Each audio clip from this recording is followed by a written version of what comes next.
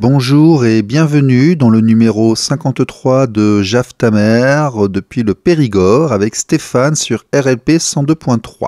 Aujourd'hui, dans ce numéro 53, nous aurons la suite du débat initié la semaine dernière, justice et subjectivité, toujours avec monsieur Claude Néris, ancien policier devenu prof de droit et président d'SOS Exclusion Parentale, ainsi qu'Olivier Guerrier, enseignant à l'Université de Toulouse, maître Tapiero, avocat, Ricardo Fernandez, en tant qu'exemple absolument intolérable, un de plus, et donc moi-même en tant que président de l'association Équité Parentale. Avant de vous laisser dans ce débat, je vous annonce que la semaine prochaine, nous aurons une interview exclusive de Maïté Lonne, la vice-présidente de l'association Les Enfants d'Argus, qui lutte contre la pédophilie, membre de l'Observatoire des violences faites aux femmes en Belgique et porte-parole de l'Innocence en danger Belgique. Madame est éducatrice, habite à Bruxelles et également auteur de plusieurs livres dont nous parlerons vendredi prochain.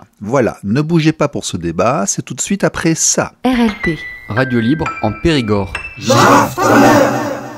Oui, alors face à tout ça, face à la carence donc qu'on évoque tous et cette souffrance qui est en latence, bon, écoutez, quand je réfléchis à la situation en fonction de chaque cas, qui est évidemment chaque cas d'espèce, on parle de la situation dramatique vraiment, de Monsieur Fernandez, mais quand on réfléchit un petit peu, on voit que beaucoup de décisions sont prises bien sûr par la subjectivité. Alors chacun a la sienne, évidemment, chacun a son appréciation de chaque cas d'espèce.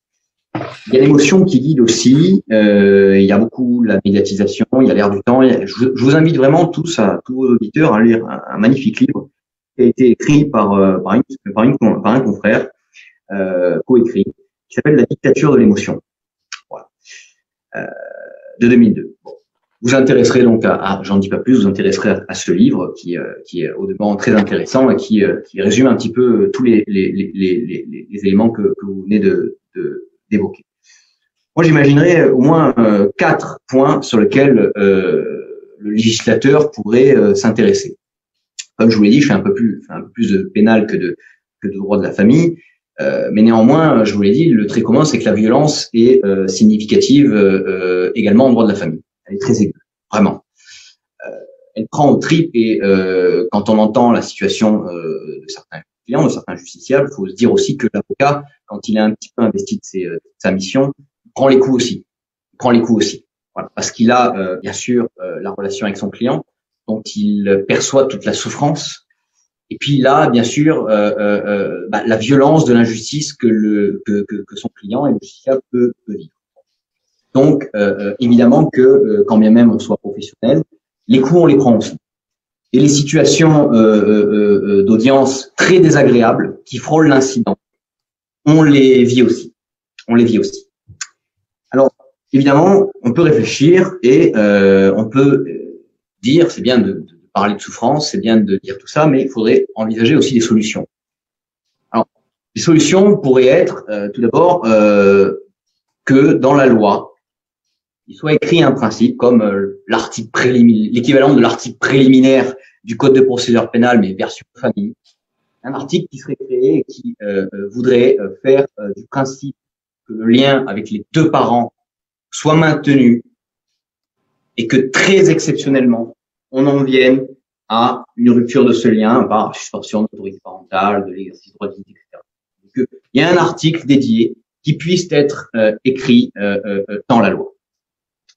Ensuite, la présomption de résidence alternée, en fait. Alors, vous appelez ça comme vous voulez. Moi, je verrais que ce serait un pendant, comme le Code de procédure pénale, parle de la présomption d'innocence, voilà, dans l'article préliminaire. Moi, je verrais cependant là dans le Code civil. On a une inflation législative. Je crois qu'un article de plus, un article de moins, ça va mieux en le disant. En gros. Ensuite, je serais pour que le juge aujourd'hui, le juge aux affaires familiales, a des compétences énormes depuis 2010 et les réformes successives. Je serais que pour que l'ordonnance de protection ne soit possiblement rendue que par un juge dédié à cette ordonnance-là et que ça sorte de la compétence du juge aux affaires familiales.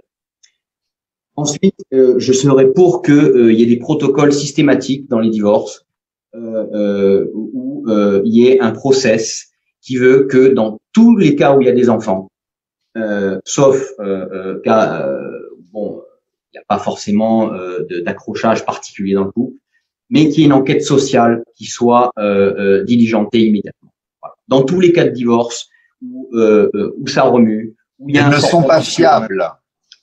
Probablement, mais ça devrait être des process d'automaticité. Ça devrait être automatique. Une enquête sociale automatique. Les parents, On perd un an. C'est pas On l'expertise. perd un an et elles ne sont pas fiables. Ça peut aller très vite. Vous savez, quand on fait un débat de la liberté devant un juge de la liberté, elle est faite dans l'heure avant de passer à la sortie d'une Oui, garde à vue. Alors, oui, mais moi, je l'expérience veux bien. montre que l'enquête sociale, quand ton moment est diligentée, elle arrive ensuite, il se passe entre 6 mois et 1 an. On peut, à mon sens, quand on veut, on peut, et quand on veut accélérer les choses, on le peut. Ça se peut sur le version répressif, ça le peut aussi dans des situations graves, à mon sens, sur le volet droit de la famille. Et enfin, je suis pour que systématiquement, dans les audiences au sens large qui concernent un couple qui a des enfants, que systématiquement, il y a un avocat de l'enfant qui soit désigné pour les enfants. Je suis pour ces 4 mesures. Alors, le législateur peut s'intéresser à ces questions, mais je pense que ce serait de l'ordre de peut-être des idées qui permettraient de mettre un certain nombre de pare-feux et pour éviter certains abus. Parce qu'aujourd'hui, le procès civil, c'est quand même la chose des parties, et à la fin, ça vient 2 parties qui présentent leur cause devant un juge, et le juge, en réalité, le mouvement du droit de la famille a voulu que le juge se désengage et laisse la main, en gros, aux parties et à la famille. Et c'est ce double mouvement où le juge est prépondérant dans les décisions, mais avec des mauvais outils, et en même temps toutes les parties qui apportent quelque part les éléments et qui veulent tirer la couverture à eux, qui créent ces dysfonctionnements. Est-ce que vous ne pensez pas qu'une formation collégiale serait nécessaire? Ah oui, complètement, comme en correctionnel, évidemment, évidemment, une collégiale, évidemment. D'accord.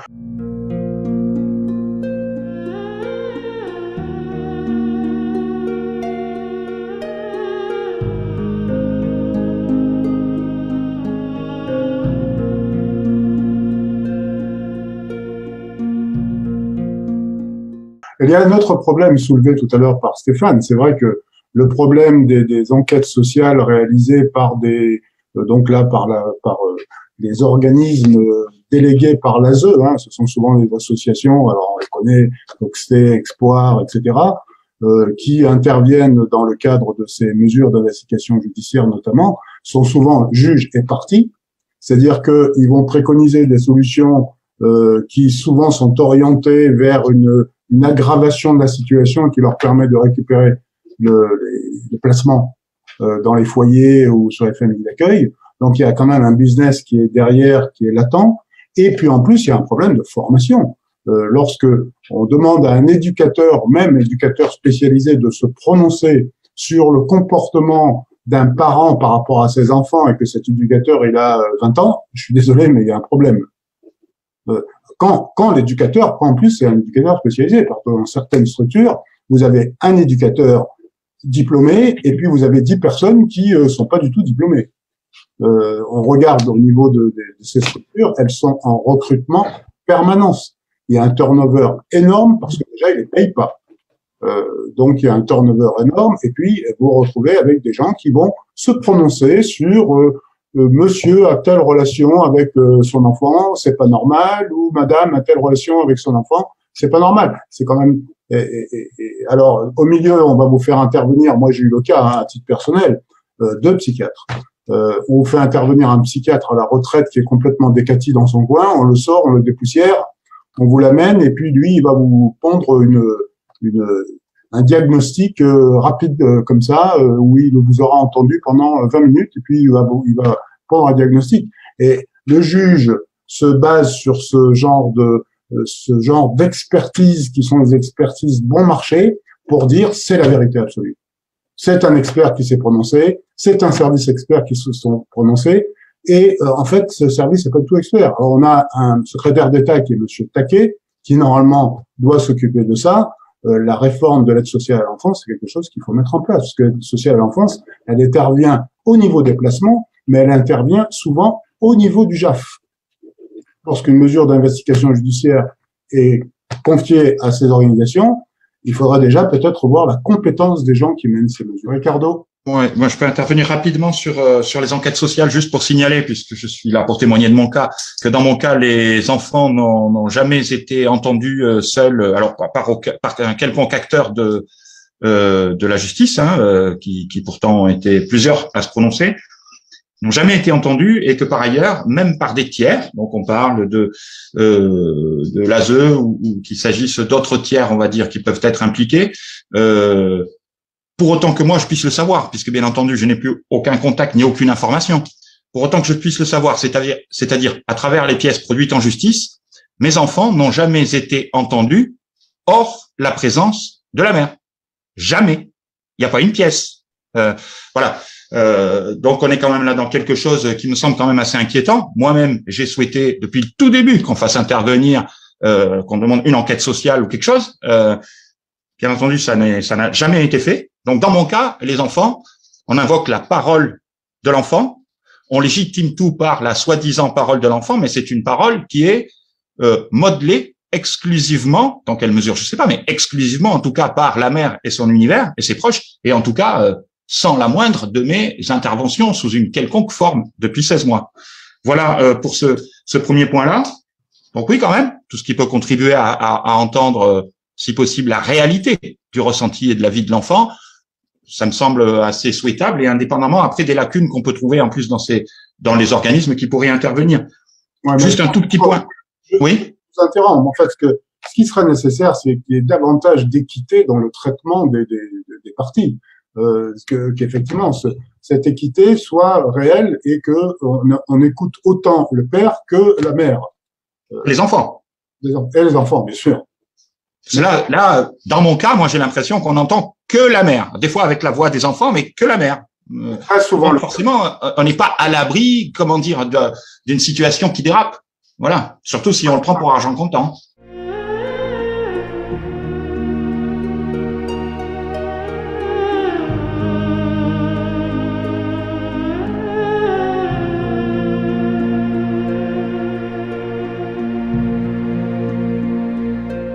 Maître Tapiro, à vous.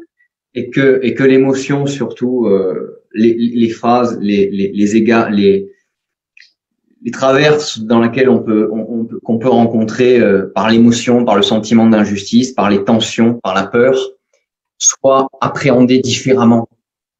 Tant que le Rubicon n'a pas été franchi des violences, etc., quand on en vient à évidemment certains excès qui sont toujours regrettables, évidemment, que le juge puisse admettre que quand on enlève la chair de sa chair, la raison, elle est plus prépondérante.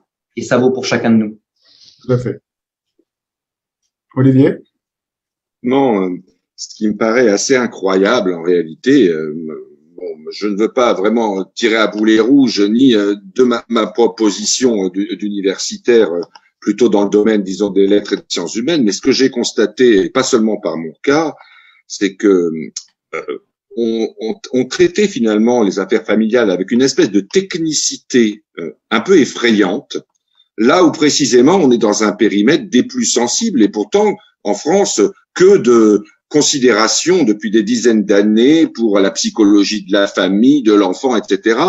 Là, on a l'impression que c'est traité en 2 coups de cuillère à peau. Alors, il y a beaucoup de choses à dire sur l'expertise, en effet, où c'est quand même un peu la cour du roi Péto, il faut bien le dire. Hein, c'est vrai, c'est-à-dire que le pouvoir a voulu se légitimer par un savoir, mais ce savoir fonctionne extrêmement mal d'une manière générale. C'est effectivement des psychiatres, par exemple, qui rendent des avis médicaux n'importe où ailleurs. On pourrait les envoyer au Conseil de l'ordre. Là, ils sont couverts par le juge. Enfin, c'est vraiment du n'importe quoi. C'est même un peu se foutre de la gueule des autres périmètres, il faut bien le dire, hein, d'une certaine manière.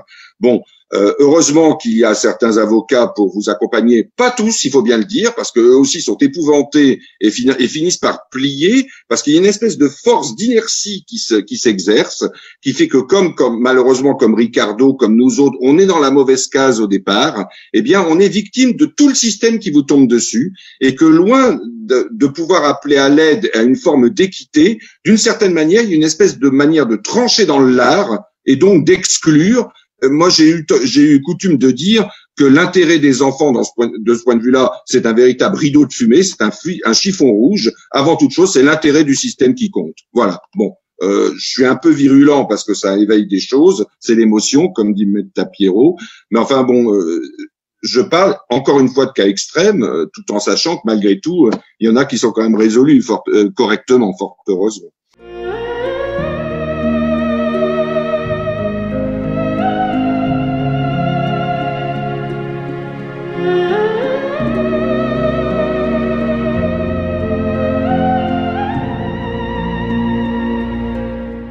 Bon, est-ce que je peux rebondir sur quelques statistiques? Vas-y.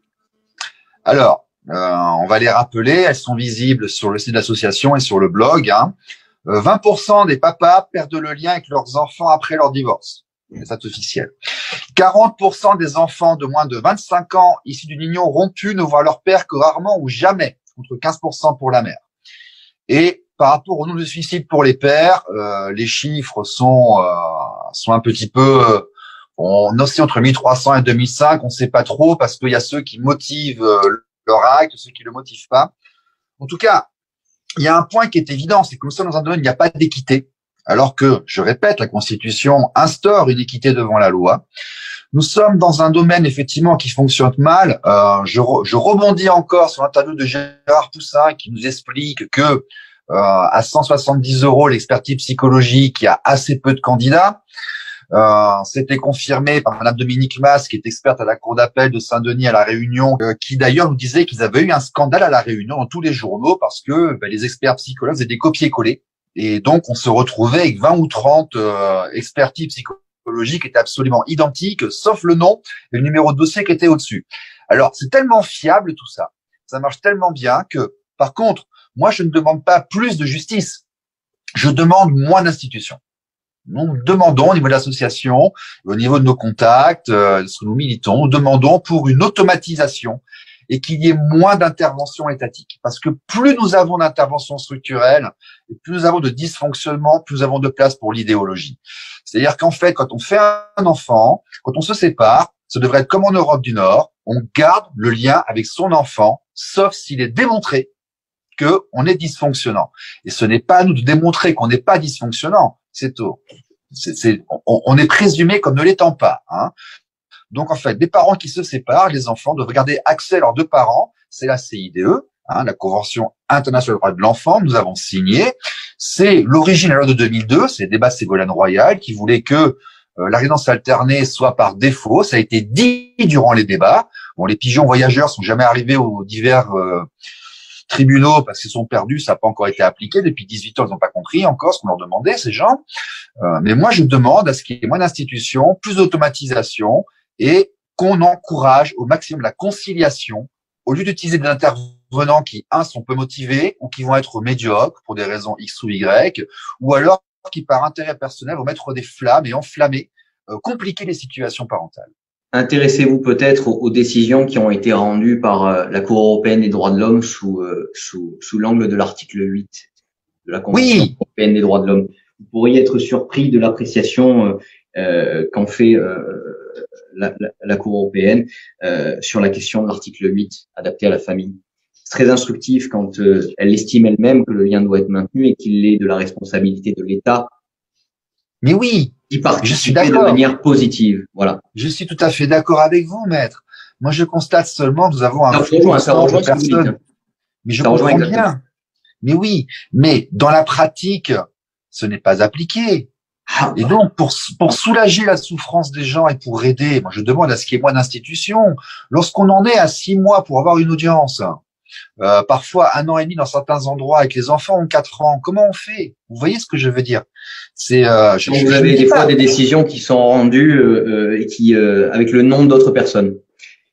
Oui, ben voilà, c'est tout ça, vous comprenez. Je vous critique pas vous, je critique pas les personnes, hein, comprenez-moi bien. Hein. Je critique la mise en place d'un système et pour moi, il faut simplifier.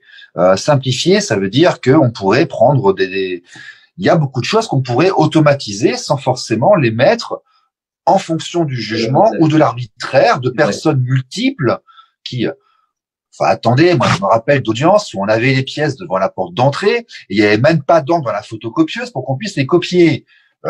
Excusez-nous, mais c'est nos enfants, c'est nos gosses, vous voyez, c'est plus important que tout. Donc, on peut aussi demander à ce que il y ait moins d'institutions dans ce domaine.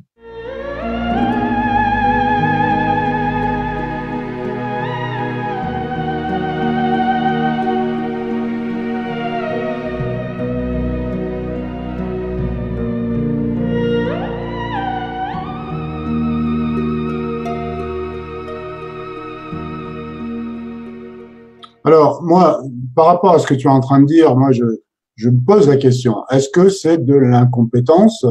Est-ce que c'est un manque de moyens ou est-ce que c'est volontaire? Est-ce qu'on rentre, c'est pas du tout la démarche complotiste, hein, mais de se dire quand même, ça fait un moment qu'on parle des problèmes de justice aux affaires familiales, de justice des enfants. Il n'y a pas que nous. Il n'y a pas que nous, toutes les associations en parlent. Et non, mais je veux dire par là, tu vois, j'ai un ami qui s'est fait agresser sur un parking en janvier 2019. Les gendarmes l'ont appelé au mois d'août. Oui, tout à fait. Moi, là, je pense. Ouais, c'est pas que le familial hein, qui va pas. Hein.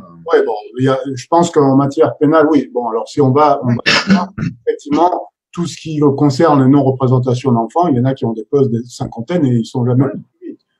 T'as des enfants qui se font agresser à l'école sexuellement, il y a aucun jugement avant 2 ans et demi, 3 ans. Donc ce n'est pas que le familial, c'est un. Il y a un problème de toute façon au niveau, je pense, du parquet, parce que disons l'opportunité qu'a le magistrat du parquet du classement sans suite, pour moi, est aberrante. À partir du moment où un délit un délit ou un crime, enfin, généralement un délit est constitué, il doit être poursuivi. Il doit au moins être instruit, même s'il n'est pas poursuivi.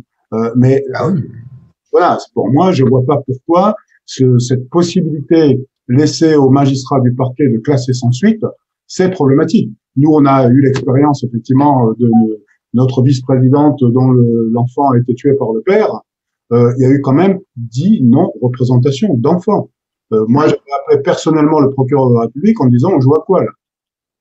Oui, et moi j'en ai un qui a porté plainte parce qu'il a volé son courrier dans sa boîte aux lettres. C'était 3 ans pour la plainte. 3 ans avant qu'elle soit instruite. Le procureur avait donné l'instruction aux forces de police et de gendarmerie de ne plus prendre les plaintes. Alors c'est une façon de simplifier. C'est une faute. Il y a qu'à lire l'article 15 du Code de procédure pénale pour savoir que les plaintes doivent être reçues. D'accord. Ouais. Ensuite, heureusement qu'un classement sans suite en France, ce soit pas la porte définitivement fermée à ce qu'une justice pénale s'exerce. Vous avez toujours la possibilité de procéder si vous avez un certain nombre d'éléments de preuve par voie de citation directe. Et vous avez également, dans un certain nombre de cas, évidemment, la possibilité de saisir un juge d'instruction par une plainte avec constitution de partie civile déposée entre les mains du doyen des juges d'instruction. Voilà. Ça fait partie des armes très dérogatoires par rapport à d'autres pays que nos justiciables français possèdent et qui sont évidemment très peu souvent mises en œuvre. Ouais, voilà. J'aurais tendance à vous dire très peu souvent mise en œuvre. Quand on est à l'aide juridictionnelle, c'est vrai qu'on n'a pas à sortir d'argent pour ce genre de procédure. Quand on n'est pas à l'aide juridictionnelle, c'est quand même des procédures qui coûtent de l'argent. On va vous demander une consignation. Voilà, donc c'est quelque chose qui est pas lorsque là la justice gratuite là elle l'est pas. C'est le pendant du fait que la victime a des pouvoirs très dérogatoires en matière de procédure pénale. Voilà, que n'ont pas d'ailleurs certains autres pays. Je répète. D'accord. Voilà. Mais il y a ce volet-là qui mérite également toutes les attentions. Parce que quand des cas graves se passent, vous n'êtes pas sans moyens pour agir. Il n'y a pas que le juge aux affaires familiales qui peut régenter la matière. Voilà. Les violences psychologiques, certes, syndrome d'aliénation parentale, etc., c'est pas reconnu. Encore une fois, je rentre pas dans le débat, mais en termes de violence psychologique, c'est reconnu. La non-représentation d'enfants, c'est reconnu. Voilà. Bon, il y a encore des moyens, heureusement. Encore, mais je pense il y a quand même une volonté que ces moyens s'amenuisent de jour en jour. Toujours, je suis pas dans le complotisme, mais je vois les pressions qui sont faites par des associations néo-féministes notamment pour la suppression de la non-représentation d'enfants, etc. Il y a vraiment une volonté, je pense, de porter atteinte. Alors c'est peut-être que je vais trop loin dans ce mode de raisonnement, mais c'est ce que je pense. Je pense qu'il y a une volonté de porter atteinte à la cellule familiale et une volonté de diviser. Ça, je le ressens comme ça, une volonté de diviser. On tape d'abord sur le maillon fort qui est le père. Ensuite, la femme se retrouve dans une situation souvent précaire parce qu'une famille monoparentale, c'est un problème. Hein, ça la précarise. Et donc, ça permet effectivement d'avoir la mainmise sur cette population qui est précaire et dont on fait un peu ce qu'on veut. Enfin, je le ressens comme ça. Alors peut-être que c'est une approche complotiste, mais bon, les faits me démontrent, ou alors je comprends pas. Je comprends pas quel est l'objectif, pourquoi on ne met pas en place, alors qu'effectivement il y a des discours depuis des dizaines d'années sur l'humanisme qui doit régner par rapport au traitement de la famille, et on fait tout l'inverse.